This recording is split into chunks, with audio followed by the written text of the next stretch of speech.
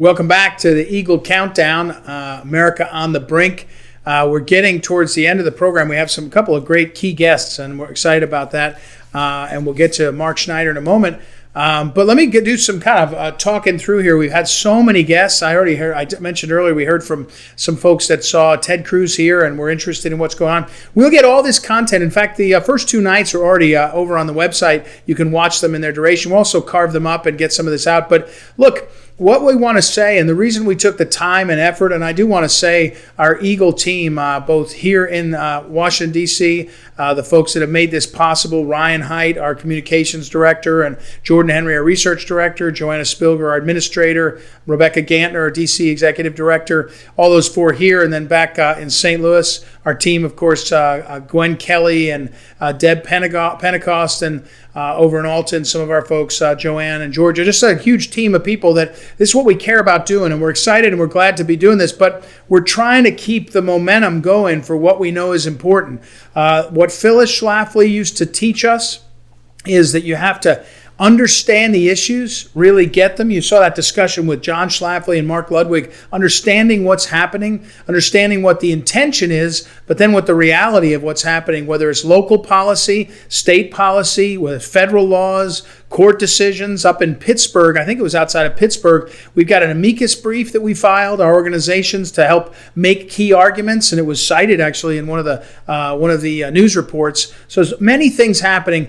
In the next 40 plus days, it's very valuable to be understanding the issues and understanding politics, whether it's being a poll worker, being involved in articulating what the policy issues are, whether it's, of course, voting. We encourage voting, and also becoming, attuned to what's happening at the federal level with the Supreme Court nominee in your own local community. So it's very important. So we hope if you're connecting with us on any of the platforms, YouTube, Periscope, Twitter, Facebook, whatever it is, that we'll build a relationship and keep building on that going forward. And I'll remind you, if you go to eaglecountdown.com, if you're watching on that platform through the internet, or go there now, you can see how, click in the middle there, be an Eagle, to be a member of the Eagles. And let me go now to our friend. I think he's wearing a beret because he's a nuclear futurist. And our friend Mark Schneider. Mark Schneider is a nuclear futurist, he says. That's a new one, Mark. I didn't know you had that title before. And he's the president of Gen 4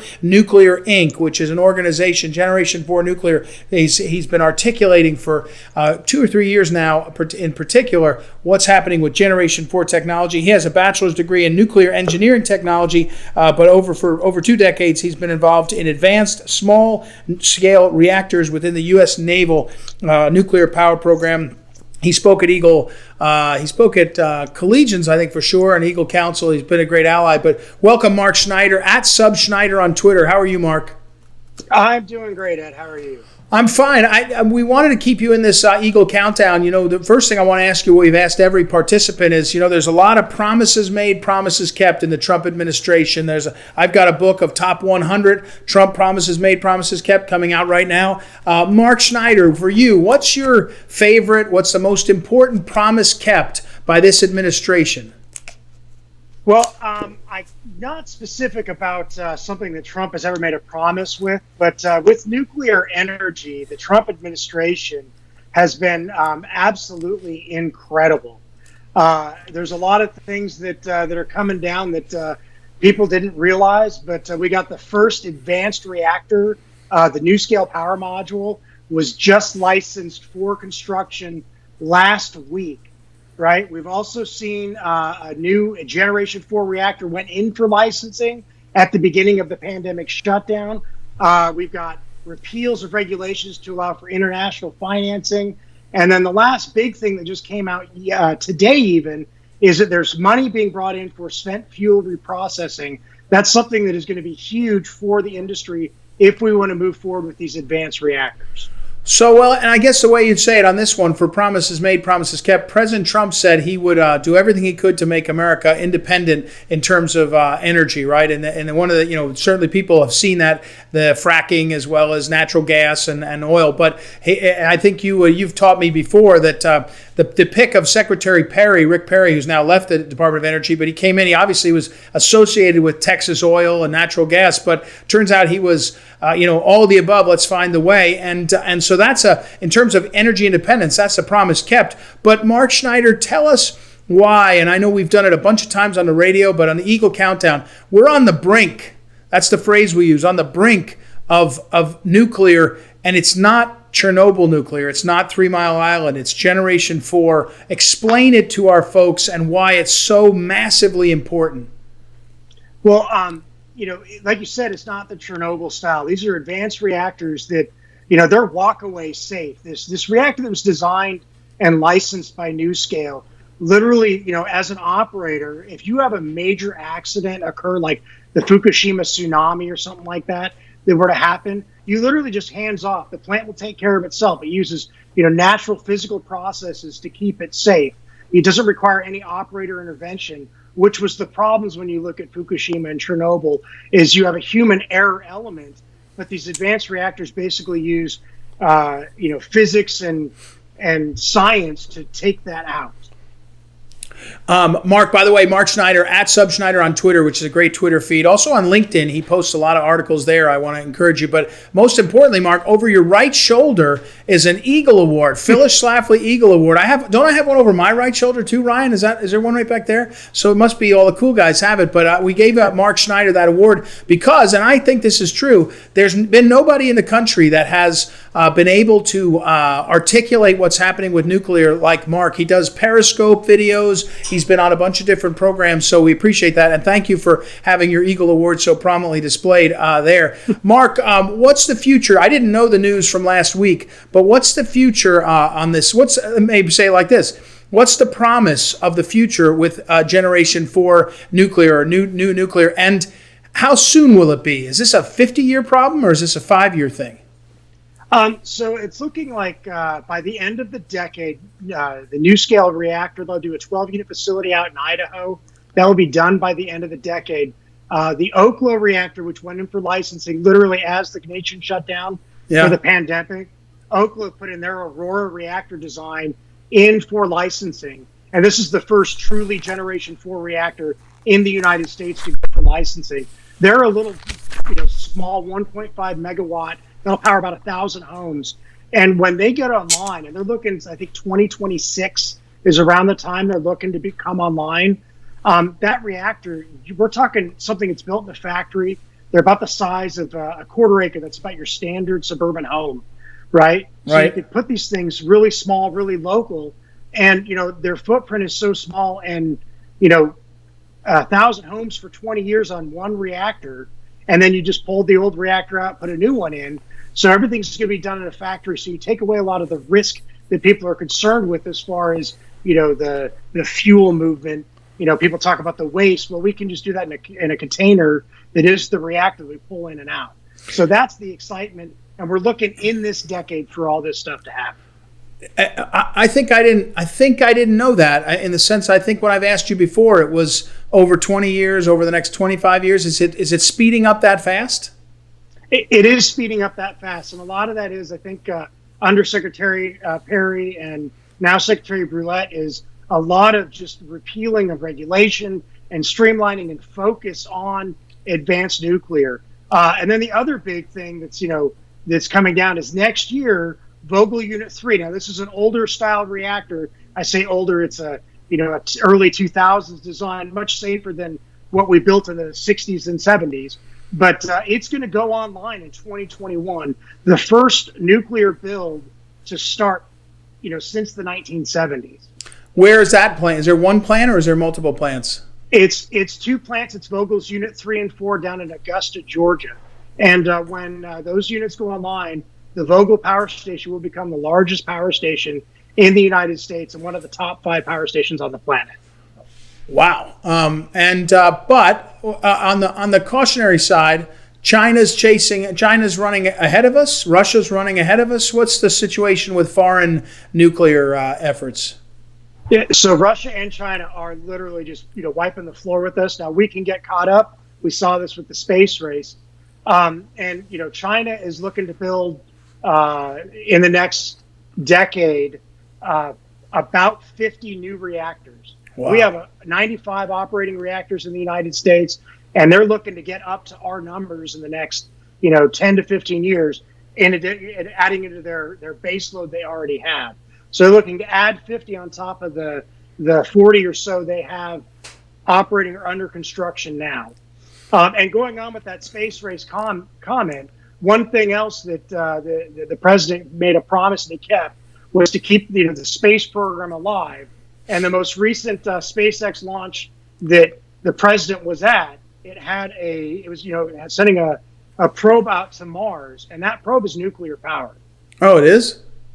Yeah, the new rover that's going to be roving around Mars is powered by a nuclear power source. Huh. You started to mention Russia. Russia's ahead on this too? Yeah, they are. So now they're primarily international, but they do have some builds that they're doing intrinsic. But they've got an operating large-scale Generation 4 reactor that's producing about 800 megawatts of power. And then they're looking at increasing their spent fuel reprocessing. They're supposed to start construction next year in Egypt on 4 large-scale reactors there. They've got a contract signed with Kenya to build a reactor in Kenya. So they're looking all over to start building. They're building in India and in China as well. So they're all over the map building, and we need to get caught up there. The Generation 4, the one that you've talked so much about, is safer because it really can't melt down the way it's designed, and you're utilizing the spent fuel over and over again, sort of kind of rehashing it. Is that what Russia and China are building? Are they in 4 generation, or are they still 3, or are they? What's the status there? How far ahead are they really? So most of the reactors around the world being built are Generation 3 reactors. Russia does have this one Generation 4 reactor that is running purely on by next year be running purely on nuclear waste. It started running actually on nuclear weapons, and so it's destroyed that nuclear weapons material in the process. But and they are working on. There are small amounts of Generation 4 reactors that are being built and tested, but even then, they're kind of more in the testing phase, much like we are. So this is where we can really catch up to them. Is if we get this Oklo reactor, when it goes online, and we know this technology works, it's based on a space reactor that was proven out in Nevada in 2018. So we know we can make this reactor work. It's just a larger version of that. So once we can get it and we can start, reproducing this and building them successively, we really can move forward and just beat the ever-living piss out of Russia and China. Wait a second, that's not the message we're looking for here. But all right, hey Scott, you'll know when I say it, but I said earlier to one of our folks, you'll know where I'm getting it. That if you get this stuff going in the next 10 or 15 years, America, really the world, goes into a kind of golden age of energy, right? Where energy is so cost effective, the cost is so low, everything changes, right? It does, yeah. And that's the thing is that large scale nuclear is cost competitive with the current power generation methods. But when we go to these factory style repetitive builds, we can drop the cost of that down significantly, and then the overall cost of energy will go down. And one of the things I don't think a lot of people understand is when you're looking at nuclear, 80% of your cost is people, 20% equipment, or equipment and fuel. Well, when you look at like a natural gas plant, 80% of your cost is in fuel and equipment and 20% in people. You're basically buying the cost of your plant and fuel every year. Well, in a nuclear power plant, I build it, and with these Generation 4, it lasts for 20 years. That cost is all up front. And You're running it for 20 years with just minor maintenance in there. Okay, well, I thank you, Mark Schneider. But now let me finish by asking you, what's at stake in the election? How do you talk about it? I know you're not really. You try not to be partisan. You're more, hey, who's on the side of what's happening? But there is at this point, there's a difference in where everybody is. I mean, what's at stake for the coming 40 plus days? Well, I mean, I think the big thing with this is that the Trump administration is all in on nuclear. They're just not vocal about it. Right. And the Biden administration is run by AOC, flat out. She's in charge. They're going to go down the Green New Deal path. Biden says he's for nuclear, for keeping it open, but they're going to go waste all their money, and we're going to turn the nation into a California. We saw the rolling blackouts out there. We saw the wildfires. That's all associated with their poor management, with the fact that they've used renewables, which destabilize your grid. Interesting fact, Diablo Canyon shut down in 2013. That's when the rolling blackout started. When they shut down one of their nuclear plants out in California was when they had to start doing rolling blackouts because wind and solar just cannot keep up with the actual demand of the grid. All right. Mark Schneider, thank you for instructing us on this, and thank you for all your advocacy. We appreciate it. And what's the best website for you, for folks that want to learn more? You can find me on my website, which is www.gen4nuclear.com. That's Gen, G-E-N-I-V, as in the Roman numeral 4, and then nuclear.com. Great. Hey, thanks, Mark. Mark Schneider, everybody. He's it's really important. We have him on, and I talk to him frequently. It's important. I saw it and see it, but his voice is getting louder, and also the issue is getting more and more important for our future. So it's a great one to have as we talk on the Eagle Countdown. Okay, we're going to go with one more promise kept.